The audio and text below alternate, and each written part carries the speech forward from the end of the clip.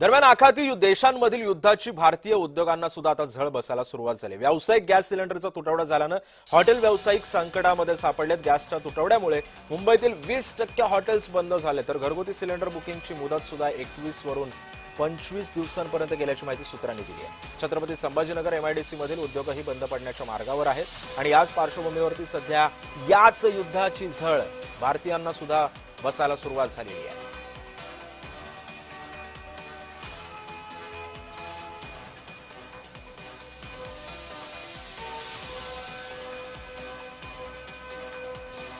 Hotel व्यावसायिक संकटामध्ये आलेले आहेत, कारण या युद्धाची झळ जेवढी इतर राष्ट्रांना जेवढी बसती आहे तो सोबतच भारताला सुद्धा म्हणजे आपल्या घरापर्यंत आता या युद्धाची झळ बसायला सुरुवात झालेली आहे।